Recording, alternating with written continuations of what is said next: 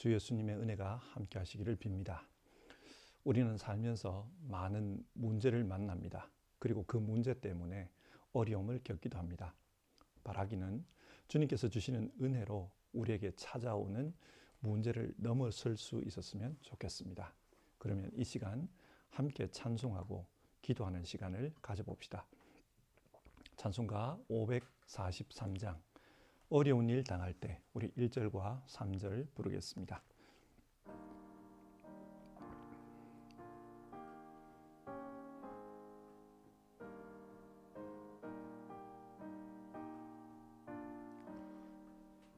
어려운 일 당할 때 나의 믿음 적으나 의지하는 내 주를 더욱 의지합니다. 세월 지나갈수록 의지할 것뿐일세. 무슨 일을 만나도 예수 의지합니다. 밝을 때의 노래와 어둘 때의 기도로 위태할 때 도움을 주께 간구합니다. 세월 지나갈수록 의지할 것뿐일세. 무슨 일을 당해도 예수 의지합니다. 아멘. 우리 같이 기도하겠습니다. 하나님, 이 시간 금요 기도회로 모였습니다. 지금 예수님의 이름으로 기도하는 모든 분들과 함께하여 주십시오. 특히 여러 종류의 어려움과 문제를 가지고 주님께 기도하는 그분들을 기억하여 주십시오. 문제 앞에서 자신의 한계를 느끼고 주님을 의지하며 하나님의 해결해 주심을 바라는 모든 분들에게 하나님, 그 믿음을 통해 하나님의 역사가 나타나게 해 주십시오. 하나님이 주시는 은혜를 간구합니다. 그리고 이 시간 우리가 말씀을 살피고 그 말씀 의지해서 기도할 터인데 이 말씀을 통해서도 우리 가운데 은혜를 허락해 주십시오. 예수님의 이름으로 기도드립니다. 아멘. 이 시간에 함께 살펴보실 하나님의 말씀은 욥기 2장 7절부터 10절까지의 말씀입니다. 욥기 2장 7절에서 10절입니다. 주어진 하나님의 말씀을 받들어 읽겠습니다. 사탄은 주님 앞에서 물러나 곧 욥을 쳐서 발바닥에서부터 정수리에까지 악성 종기가 나서 고생하게 하였다. 그래서 욥은 잿더미에 앉아서 옹기 조각을 가지고 자기 몸을 긁고 있었다. 그러자 아내가 그에게 말하였다. 이래도 당신은 여전히 신실함을 지킬 겁니까? 차라리 하나님을 저주하고서 죽는 것이 낫겠습니다. 그러나 욥은 그에게 이렇게 대답하였다. 당신까지도 어리석은 여자들처럼 말하는구려.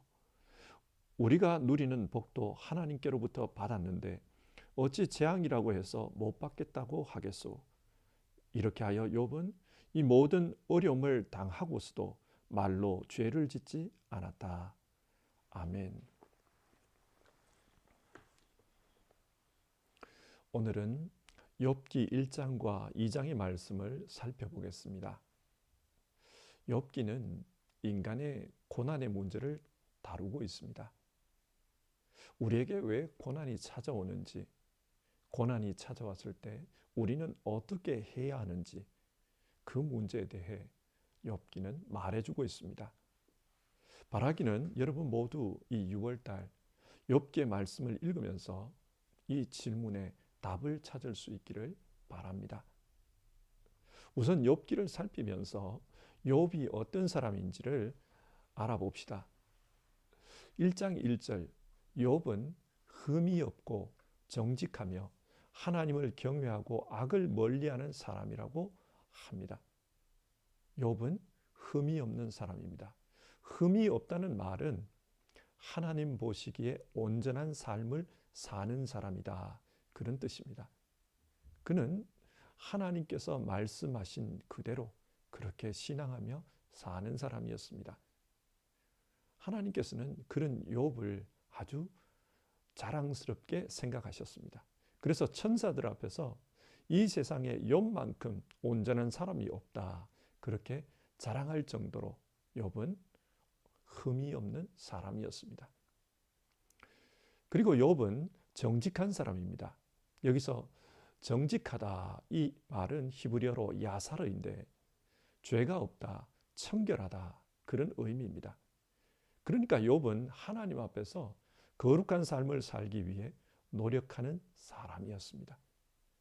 실제 욥은 아침 일찍 일어나 하나님께 예배하고 자기 자녀들을 위해 하나님 앞에 번제를 드렸는데 자식 가운데 어느 하나라도 부지불식 중에 하나님 앞에 죄를 지었을까 봐 걱정하는 그런 사람이었다고 합니다. 욥은 죄를 싫어하고 악을 멀리하는 그런 거룩한 사람이었습니다. 그리고 욥은 하나님을 경외하며 악을 멀리하는 선한 사람이라고 합니다. 하나님을 참되게 믿기 때문에 악을 멀리합니다. 이처럼 욥은 신앙에 있어서 모범이 되는 사람이고 인간적으로도 도덕적으로 훌륭한 그런 사람입니다. 그런데 이런 욥에게 어려움이 찾아왔습니다. 어떤 어려움입니까? 1장을 보면 먼저 경제적인 어려움이 찾아옵니다. 원래 욥은 큰 부자였습니다. 양이 7천, 낙타가 3천, 소가 500쌍, 암나귀가 500마리가 있었다. 성경 그걸 밝히고 있어요. 굉장히 부자였다는 말입니다. 뿐만 아니라 그 집에 종도 많았다고 합니다. 그래서 동방에서 유명한 부자였다. 오늘날로 말하면 대기업 재벌에 해당되는 그런 사람입니다. 그런데 이런 욥에게 경제적인 어려움이 갑자기 찾아옵니다. 남쪽과 북쪽에서 적들이 쳐들어와 그의 재산을 빼앗아갔습니다. 그리고 알 수 없는 자연재해가 일어나서 경제적으로 막대한 피해를 입습니다. 하늘에서 갑자기 불이 떨어집니다. 이것은 인간의 힘으로는 어떻게 해볼 수 없는 그런 재앙입니다. 비교해서 생각해 보면 기업을 하는 사람들에게 있어서 돈은 아주 중요합니다. 그런데 세계적인 금융위기가 덮쳤어요. 돈을 구할 길이 없습니다. 또 전쟁이 발발했습니다. 그래서 원자재를 수입하는 것과 또 물건을 수출하는 것이 어려워졌습니다. 이렇게 되면 경제적으로 숨쉴 틈이 없습니다. 불가항력적인 어려움입니다. 욥은 이런 경제적인 어려움을 통해 그의 재산이 다 날아가 버렸습니다. 그리고 가정적인 어려움도 찾아왔다고 합니다. 욥에게는 원래 7명의 아들과 3명의 딸이 있었다고 합니다. 성경에서 7이라는 숫자는 완전수를 가리킵니다. 그리고 3이라는 숫자도 온전함을 나타내는 수입니다. 그러니까 아들 7, 딸 3.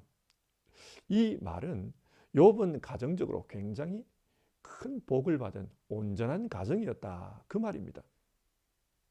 그런데 그 자녀들이 같이 모여서 음식을 먹다가 한날 한시에 죽었습니다.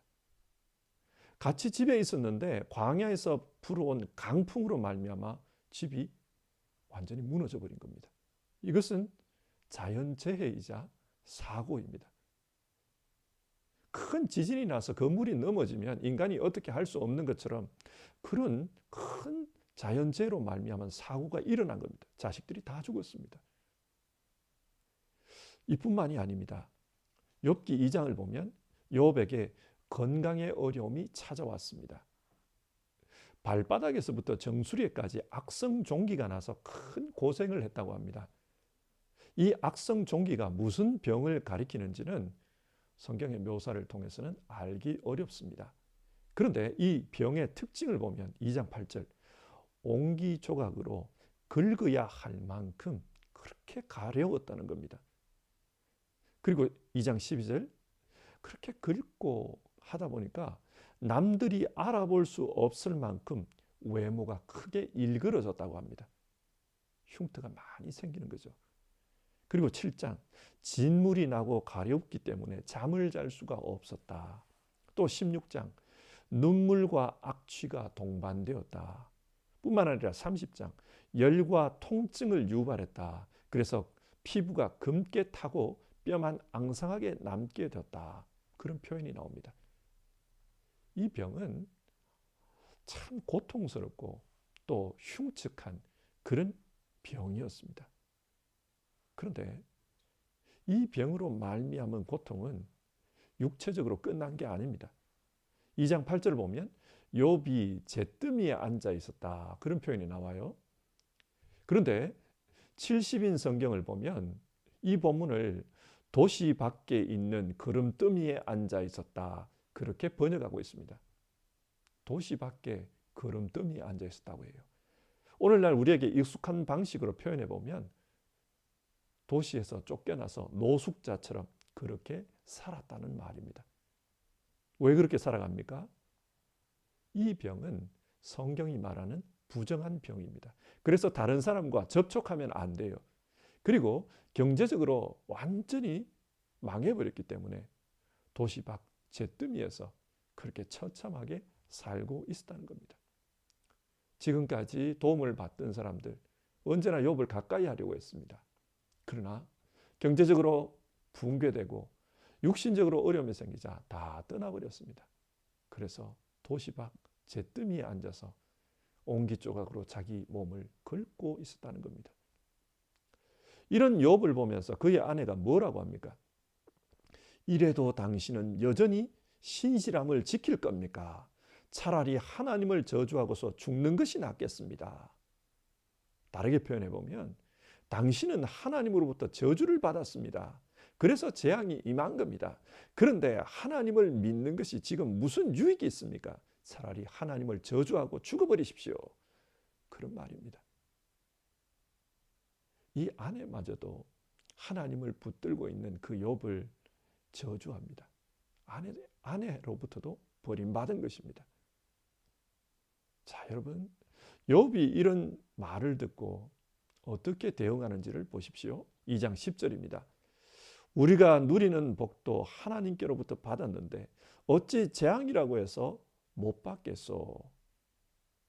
복도 하나님이 주신 것이고 재앙도 하나님이 주신 것이라면 그 재앙도 받을 수밖에 없지 않냐, 그런 말입니다. 그래서 욥은 이 재앙들, 어려움들로 말미암아 하나님 앞에 말로 죄를 짓지 않았다고 합니다. 이와 비슷한 말이 1장 21절에도 나오는데요. 주신 분도 주님이시오 가져가신 분도 주님이시니 주님의 이름을 찬양할 뿐입니다. 재산을 주신 분도 자녀를 주신 분도 다 하나님께서 주신 것이니 하나님께서 가져가신다고 해도 내가 뭐라고 하겠습니까? 하나님이 선하신 뜻이 있어서 그랬을 것입니다. 그러면서 욥은 말로 죄를 짓지 않았다는 겁니다. 욥은 큰 어려움 속에서도 끝까지 하나님을 신뢰하고 붙들었던 믿음의 사람입니다. 자, 욥기 1장과 2장 이 말씀이 오늘 우리에게 무엇을 말합니까? 먼저 질문을 통해서 내용을 한번 정리해 봅시다. 여러분, 욥이 왜 고난을 당합니까? 고난의 이유가 뭡니까? 욥은 신실한 사람입니다. 거룩하게 살기 위해서 노력한 사람이고 악을 멀리한 사람입니다. 그런데 그런 그에게 왜 참혹한 고난이 찾아온 겁니까? 성경은 많은 경우 인간의 고난이 인간의 죄 때문이라고 이야기합니다. 율법서를 보면 하나님께서 복과 저주에 대해서 이야기하십니다. 하나님의 말씀에 순종하면 복을 받고 불순종하면 저주를 받습니다. 그러니까 왜 어려움이 찾아오는가? 하나님의 말씀에 불순종하면 이런 어려움이 찾아오는 겁니다. 하나님은 이런 어려움을 통해 회개하고 돌아오라. 그것 때문에 어려움을 주십니다. 불순종하면 어려움을 주십니다. 그런데 오늘 욥은 이 경우가 아니에요. 욥은 하나님의 말씀대로 사는 온전한 사람입니다. 하나님께서 인정하실 정도로 온전한 사람입니다. 그러니까 불순종해서 고난이 찾아온 게 아니에요. 그러면 왜 고난을 받았을까요? 성경이 인간의 고난에 대해서 설명하는 두 번째 경우를 보면 하나님의 연단 때문입니다. 하나님께서 그 사람에 대한 어떤 목적을 가지고 있습니다. 그리고 그 목적에 도달하도록 그 사람을 훈련시킬 때 연단하는 고난이 있습니다. 예를 들어 창세기에 나오는 요셉을 보십시오. 그는 하나님께 무엇을 잘못했기 때문에 이집트의 노예로 팔려간 것이 아닙니다. 다윗을 보십시오. 다윗이 사울에게 쫓겨 광야에서 고난을 당한 것은 하나님께 잘못을 했기 때문이 아니었습니다. 그러면 왜 고난을 받습니까? 하나님께서 그들을 연단하신 것입니다. 요셉은 이스라엘을 구원하기 위해 이집트 땅에 먼저 내려갔던 겁니다. 그리고 7년 동안 기근이 찾아올 때 그때 이스라엘을 살리기 위해서 하나님께서 훈련을 시키는 겁니다. 총리가 되어서 나라를 잘 다스릴 수 있도록 그렇게 훈련시키기 위해서 어려움을 주셨던 겁니다. 다윗도 마찬가지입니다. 사울 시대 이스라엘은 죄에 빠져 있었습니다. 하나님은 그런 이스라엘을 바로 세우기 위해서 다윗을 준비합니다. 그러기 위해서는 사울과 똑같은 길을 가서는 안 돼요. 그래서 하나님이 훈련하신 겁니다. 훈련 때문에 어려움이 옵니다.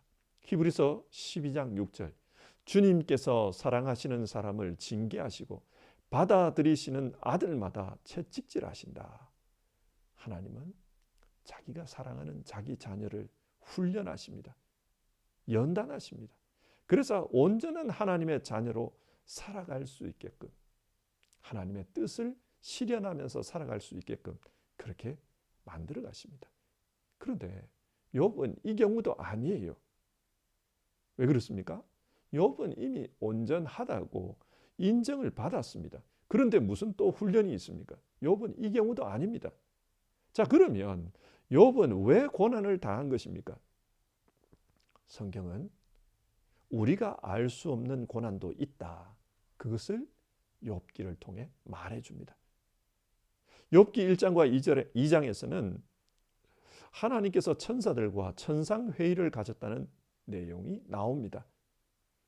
하나님께서 천사들 앞에서 욥의 신앙을 칭찬하자 사람들의 잘못을 고발하는 사탄이 하나님께서 복을 주셨기 때문에 욥이 하나님을 그렇게 신앙하는 겁니다. 만약 하나님께서 주신 복을 거두어버리시면 욥도 하나님을 떠날 겁니다. 그런 말을 했습니다. 그래서 욥을 시험해 보기로 했다는 거예요. 그 결과 욥의 인생에 어려움이 찾아왔다는 겁니다. 여러분, 이게 뭘 말합니까? 이 말씀을 문자적으로 받아들여서 하나님이 사탄의 꾀임에 빠져 욥을 시험하셨다 이렇게 해석하면 욥기를 잘못 해석하는 겁니다. 지금 성경이 말하려고 하는 것은 알 수 없는 고난이 있다는 것입니다. 욥의 입장에서 한번 생각해 보십시오. 욥의 입장에서는 하늘에서 하나님과 천사들 사이에 회의가 있었어도 그것을 알 수가 없습니다. 이처럼 우리에게도 우리는 알 수 없는 그런 이유에서 생겨나는 고난이 있다는 거예요. 하나님은 아실 겁니다. 그런데 우리 입장에서는 알 수 없는 그런 고난이 있다는 겁니다. 왜 육체적으로 고난이 찾아오는가? 왜 경제적으로 어려움이 찾아오는가? 왜 가정에 어려움이 생겼는가? 우리의 입장에서는 알 수 없는 그런 고난이 있다. 성경 그것을 말합니다. 예를 들어 한번 생각해 봅시다. 어떤 어린이들의 경우 태어날 때부터 희귀병을 가지고 태어나는 어린이들이 있습니다. 그리고 어떤 사람은 내가 무슨 잘못을 한 것도 아닌데 태어나고 보니 태어난 집의 환경이 너무 힘든 거예요. 그래서 평생을 힘들게 살아가는 그런 사람들도 있습니다. 왜 이런 가정에 태어났는지, 왜 이런 모습으로 태어났는지 이유가 불분명해요. 알 수가 없습니다. 알 수 없는 고난이 있다. 분명 하나님은 뜻이 있어서 그렇게 하셨지만, 천상에서는 뜻이 있어서 그렇게 결정했겠지만 우리는 알 수 없는 고난이 있다. 성경 그걸 말해줍니다. 자, 그러면 이런 때는 우리는 어떻게 해야 합니까? 알 수 없는 고난을 당할 때 그때 우리는 어떻게 해야 합니까? 우리에게는 이게 중요합니다. 어떻게 대처해야 하는가? 만약 죄 때문에 내게 어려움이 주어졌다면 죄 문제를 해결하는 게 중요합니다. 회개해야 합니다. 하나님께서 나를 연단하기 위해 고난을 주셨다면 어려움 가운데서 인내하고 참아야 합니다. 그런데 이유를 알 수 없는 그런 고난이라면 그때는 어떻게 처신해야 합니까? 오늘 성경은 욥을 통해 답을 주십니다. 현실을 그대로 받아들이라고 합니다. 10절, 우리가 누리는 복도 하나님께로부터 받았는데 재앙이라고 해서 못 받겠는가? 현실을 수용하라는 겁니다. 내게 주어진 현실을 수용하는 것, 이것이 믿음입니다. 왜냐? 나는 모르지만 하나님은 무슨 뜻이 있어서 이렇게 하셨겠지. 이렇게 현실을 수용하는 것, 이것은 하나님을 신뢰하는 그 신뢰의 표현입니다. 어떤 문제를 극복하고자 할 때 그 문제를 받아들이지 않으면은 문제를 해결하기가 어렵습니다. 우선은 그 문제를 수용하라는 겁니다. 근데 여러분, 주어진 현실을 수용한다고 해도 실질적인 문제는 해결이 안 됩니다. 고난을 받아들인다고 해도 그 고난이 내게서 사라지지 않고 계속 있습니다. 힘듭니다. 이런 때는 어떻게 해야 합니까? 욥은 하나님께 따졌습니다. 정말 당돌할 정도로 따집니다. 욥의 세 친구가 찾아왔어요.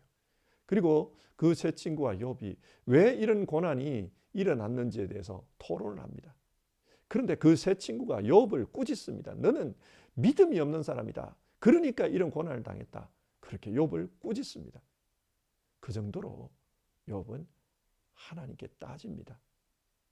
성경이 우리에게 이 방법을 추천해요. 이해할 수 없는 고난이 찾아왔을 때, 그리고 그 고난도 하나님의 주권하에 있다고 생각할 때, 그때는 하나님께 따지라는 겁니다. 하나님, 왜 내게 이런 어려움을 주십니까? 그렇게 따지라는 거예요. 여러분, 신앙이 무엇입니까? 신앙은 모든 문제를 하나님과의 관계 안에서 이해하는 것입니다. 그렇기 때문에 좋을 때 하나님께 찬송을 올려드리는 것, 그것도 신앙이지만 어려울 때 하나님께 따지며 탄원하는 것, 그것도 신앙이라는 겁니다. 시편을 보십시오. 시편을 보면 나의 하나님 어찌하여 나를 버리시나이까? 하나님께 탄원하는 내용이 아주 자주 나옵니다. 욥은 하나님께 따졌고 하나님은 그런 욥에게 찾아와 만나 주십니다. 욥은 왜 이런 고난을 주셨는지 이해하지 못해서 따졌는데 하나님은 찾아와서 욥을 만나 주십니다. 왜 이런 고난이 임했는지는 이야기하지 않습니다. 그러나 하나님이 만나 주시자 욥 안에 있던 모든 의심과 분노와 번뇌와 방황이 사라집니다. 마치 봄볕에 눈이 녹아내리듯 모든 문제들이 사라져 버립니다. 하나님께서 만나 주시니까 문제가 그렇게 되었어요.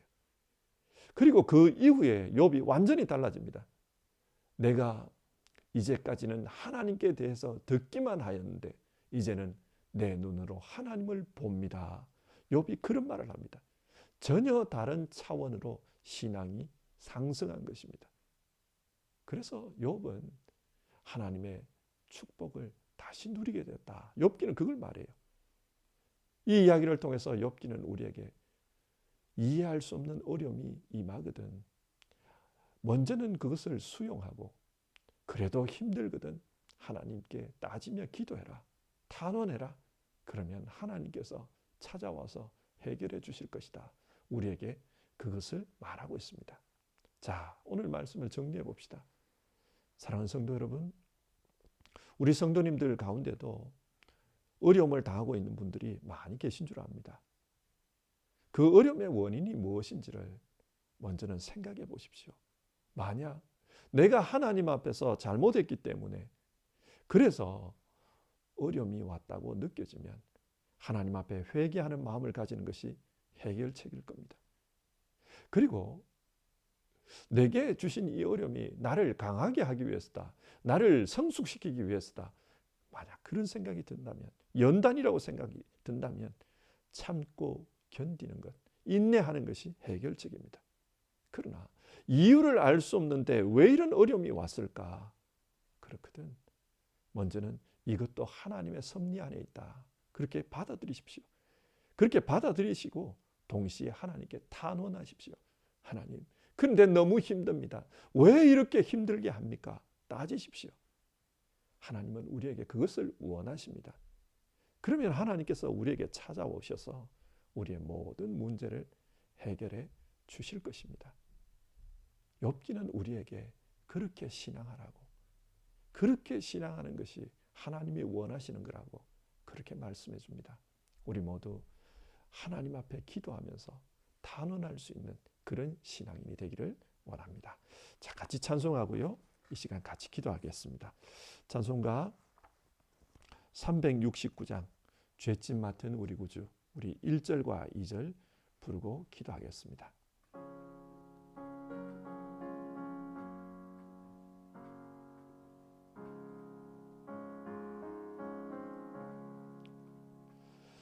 죄짓 맡은 우리 구주 어찌 좋은 친구인지 걱정 근심 무거운 짐 우리 주께 맡기세. 주께 고함 없는 고로 복을 받지 못하네. 사람들이 어찌하여 아랠 줄을 모를까. 시험 걱정 모든 괴로움 없는 사람 누군가. 부질없이 낙심 말고 기도 드려 아뢰세. 이런 진실하신 친구 찾아볼 수 있을까. 우리 약함하시오니 어찌하니 아랠까. 자, 이 시간 우리 오늘 말씀을 생각하면서 같이 기도합시다. 우리에게 어려움이 생기는 이유는 다양합니다. 죄를 지었기 때문에 회개하라고 어려움을 주실 수도 있고, 우리를 연단하기 위해 어려움을 주실 수도 있습니다. 뿐만 아니라 이유를 알 수 없는 그런 어려움도 우리에게는 찾아옵니다. 우리 가운데 어려움이 있다면 그 이유를 알고 하나님 앞에 바로 대처합시다. 회개해야 할 부분이라면 회개하고, 인내해야 할 부분이라면 인내할 힘을 달라고 하나님 앞에 기도합시다. 그리고 내가 알 수 없는 이유에서 주신 그런 어려움이라면 하나님 앞에 탄원하며 기도할 수 있는 힘을 달라고 우리 같이 기도해 봅시다. 하나님께서 욥에게 주신 그런 은혜를 우리에게 달라고 같이 기도해 봅시다. 기도하겠습니다.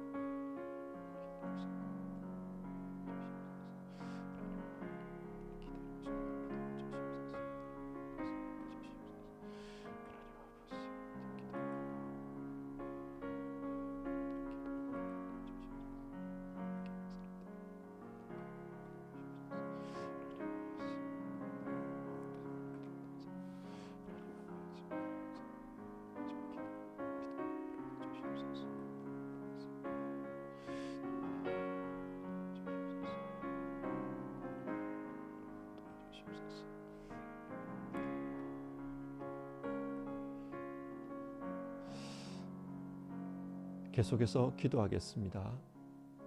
여러분 자신과 또 여러분의 가족을 위해서 기도하겠습니다. 아마 여러분의 가정에도 문제들은 있을 것입니다. 건강의 문제, 경제적인 문제, 사회생활을 하면서 겪는 그런 문제들, 이민생활 가운데 겪는 문제들, 인간관계의 문제들, 또 자녀들의 문제들, 여러 문제들이 어쩌면 있을 겁니다. 뿐만 아니라 영적으로 가지고 있는 문제도 있을 겁니다. 이 문제를 가지고 하나님 앞에 기도합시다. 그런데 여러분, 하나님께서 여러분을 그 가정에 보내셨습니다. 그 가정에 보내신 이유는 여러분으로 하여금 기도하기를 원하고, 또 여러분을 통해서 여러분의 가족이 다 구원의 길로 갈 수 있도록 인도하는 것을 하나님께서 원하십니다. 그러니까 여러분 가정의 구원을 위해서 기도하시길 바랍니다. 우리 가족 모두가 하나님 앞에 구원받도록 도와주시옵소서. 여러분 그렇게 기도할 수 있기를 바라고요. 자녀들을 위해서 기도할 수 있기를 바라고요. 문제를 가지고 기도하면서 하나님이여 우리 가정 가운데 역사해 주시옵소서. 우리 성도님들의 가정이 건강한, 영적으로 건강한 가정 될 수 있도록 도와주시옵소서. 우리 이 시간 같이 기도하겠습니다. 사랑하는 하나님 아버지, 우리에게 가정을 맡겨주시고 가정을 통해서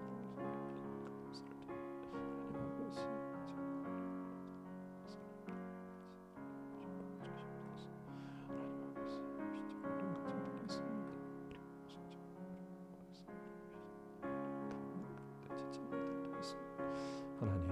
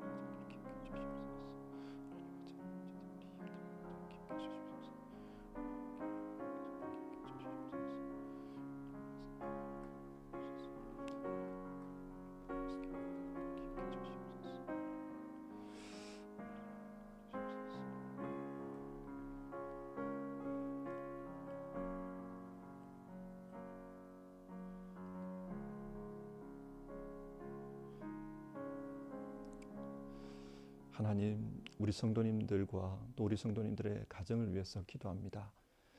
우리 성도님들 가정 가운데도 여러 가지 어려움들이 있고 또 하나님 앞에 기도하는 문제들이 있습니다. 하나님, 이런 문제들 앞에서 올바른 해결책을 가지고 주님 앞에 나아가는 우리 되게 하옵소서. 주님께서 우리에게 회개를 원하시면 우리가 우리의 문제를 주님 앞에 아뢰고 또 우리의 문제를 고쳐가는 그런 우리 될 수 있도록 도와주시옵소서.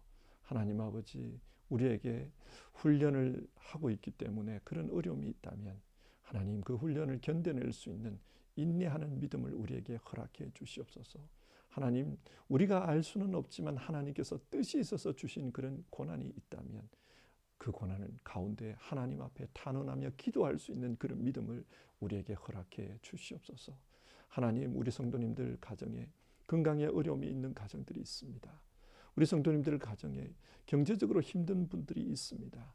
직장을 찾는데 직장이 잘 안 되는 분들도 있습니다. 자녀들을 위해서 기도하는 가정들도 있습니다. 또 사회생활을 통해서 어려움을 겪는 이들도 있습니다. 이민생활 중에 만나는 그런 문제들도 있습니다. 하나님, 인간관계에서 겪는 어려움이 있는 이들도 있습니다.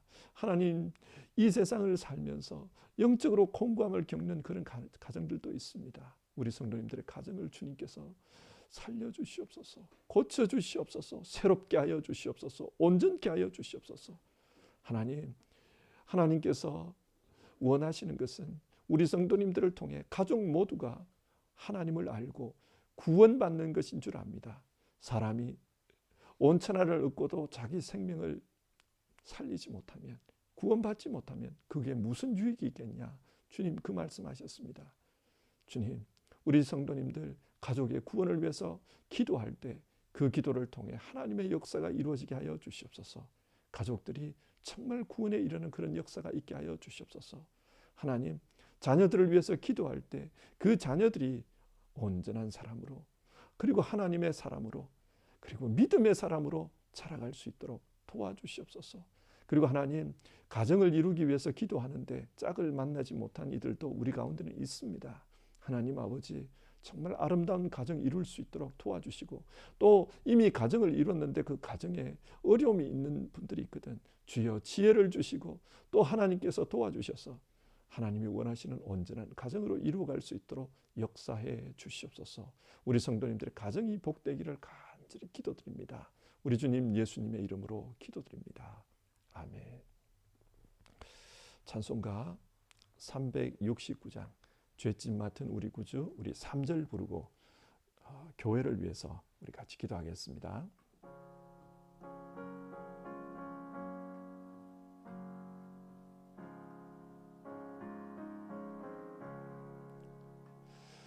근심 걱정 무거운 짐 아니 진짜 누군가 피난처는 우리 예수 주께 기도드리세. 세상 친구 멸시하고 너를 조롱하여도 예수 품에 안기어서 참된 위로받겠네. 아멘. 세 번째 기도 제목은 우리 성도님들 가운데 어려움 당하신 분들을 위해서 우리 같이 기도하겠습니다. 특별히 육신의 어려움을 겪고 있는 분들, 그분들을 위해서 같이 기도합시다. 우리 두란노 선교회와 사랑누리 선교회 회원들 가운데 건강의 어려움으로 오랫동안 고난을 겪고 있는 이들이 있습니다. 여러분, 이들을 위해서 같이 기도해 주십시오.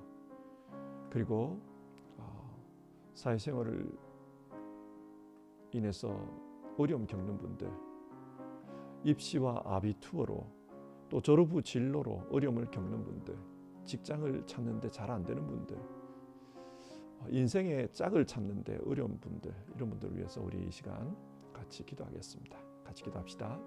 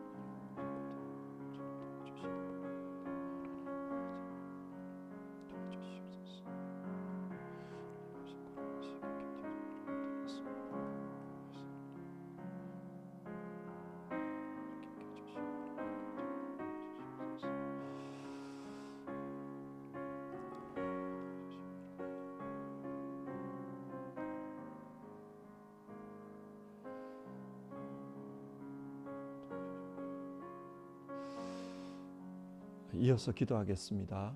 우리 교회 안에 유아부와 아동부와 또 청소년부와 청년부, 사랑누리선교회와 두란노선교회 이런 기관들을 위해서 우리 같이 기도하겠습니다. 그리고 12개의 구역을 위해서도 기도합시다. 우리 어린이들 이 독일 사회에서 자라면서 이중문화 속에서 자라는 거잖아요. 어려움이 분명히 있을 겁니다. 또 학교에서나 유치원에서 자기가 차별당한다 그렇게 느낄 수도 있습니다. 바른 신앙, 바른 인격으로 자랄 수 있도록 하나님 은총을 베풀어 주시옵소서. 우리 그렇게 기도합시다. 그리고 청소년들과 청년들, 세속사회 속에서 자라면서 바른 가치관을 가진 사람, 바른 신앙관을 가진 사람으로 자랄 수 있도록 우리 같이 기도합시다. 그리고 인생의 진로를 바로 찾을 수 있도록 우리 그렇게 기도했으면 좋겠습니다. 그리고 우리 교회를 위해서 기도하면서 하나님 은혜를 주시옵소서. 하나님의 은혜가 필요합니다.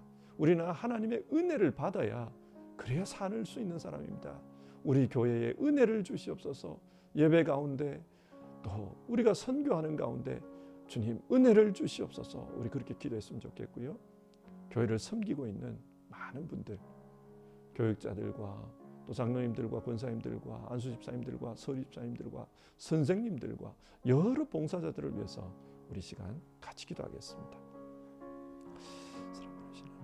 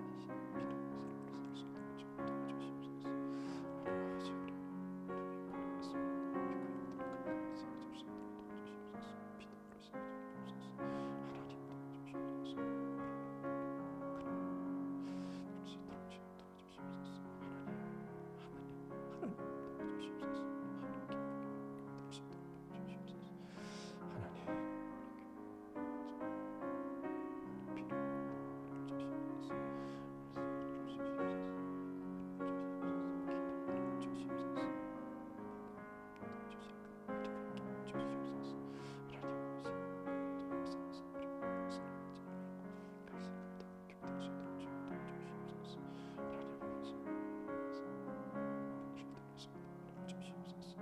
아버지 도와주시옵소서.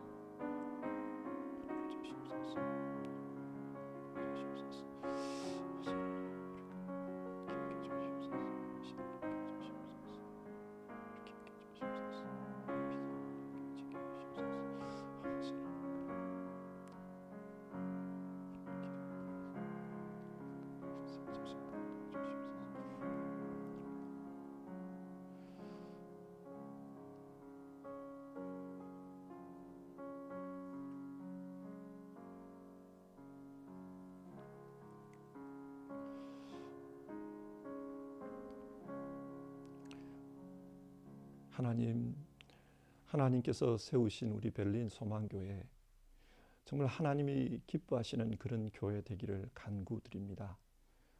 유아부와 아동부와 청소년부와 청년부, 사랑누리와 두란노선교회에 이르기까지 모든 구성원들이 정말 하나님을 기뻐하며 또 하나님을 영화롭게 하는 그런 삶을 살 수 있기를 바랍니다. 우리가 이 교회를 통해서 예수 그리스도의 복음을 전파하고 또 하나님 나라를 이루어가는 그 일에 우리가 쓰임받기를 원합니다. 그러기 위해서는 우리에게 은혜가 필요합니다. 하나님 우리에게 은혜를 주시옵소서. 하나님, 예배할 때마다 은혜를 주시기를 바랍니다. 말씀 나눌 때 은혜 주시기를 바랍니다. 구역 모일 때마다 은혜 주시기를 바랍니다. 각 부서에서 예배 드릴 때, 성경을 공부할 때 은혜 주시기를 바랍니다. 그리고 우리가 선교할 때 그 선교의 일들을 통해서 하나님의 은혜를 경험할 수 있도록 도와주시옵소서. 하나님, 우리가 해야 할 일들을 잘 감당해서 하나님 기쁘시게 하고 우리가 하나님 부르실 때 하나님 앞에 설 수 있는 우리 모두 될 수 있도록 도와주시옵소서. 우리 시대의 교회로서 우리가 해야 할 바를 무엇인지 주님께서 분명히 알게 하시고 그 일에 충성된 교회 될 수 있도록 도와주시옵소서. 하나님, 우리 교회 구성원들 가운데 어려움 겪고 있는 이들 많이 있습니다. 주님 기억해 주시기를 바라고 그 어려움 겪고 있는 분들 새롭게 하여 주시옵소서. 그 신앙을 새롭게 하여 주시고 그 인생을 새롭게 하여 주시고 하나님께서 고쳐주시고 하나님께서 욥에게 주셨던 그런 은혜로 응답해 주시기를 간절히 기도드립니다. 주님, 우리와 함께하여 주시옵소서. 우리 주님 예수님의 이름으로 기도드립니다. 아멘. 우리 찬송가 90장 부르겠습니다. 주 예수 내가 알기 전 날 먼저 사랑했네. 우리 1절 부르고요. 오늘 기도회를 마치겠습니다.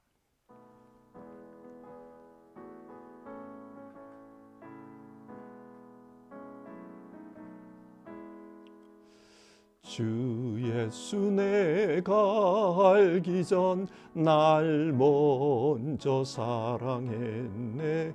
그 크신 사랑 나타나 내 영혼 거듭났네. 주 내 맘에 늘 계시고 나 주의 안에 있어. 저 포도 비유 같으니 참 좋은 나의 친구. 아멘. 주님께서 우리와 함께 하시면서 주님의 은혜를 우리에게 늘 공급해 주실 줄 믿습니다. 그래서 우리 오늘 살펴본 말씀처럼 어려움이 있을 때도 그 주님 의지하면서 그 주님으로부터 오는 그런 응답과 은혜를 경험하며 살 수 있기를 바랍니다. 우리 주기도문으로 오늘 기도회를 마치겠습니다. 하늘에 계신 우리 아버지, 아버지의 이름을 거룩하게 하시며 아버지의 나라가 오게 하시며 아버지의 뜻이 하늘에서와 같이 땅에서도 이루어지게 하소서. 오늘 우리에게 일용할 양식을 주시고 우리가 우리에게 잘못한 사람을 용서한 것 같이 우리 죄를 용서하여 주시고 우리를 시험에 빠지지 않게 하시고 악에서 구하소서. 나라와 권능과 영광이 영원히 아버지의 것입니다. 아멘.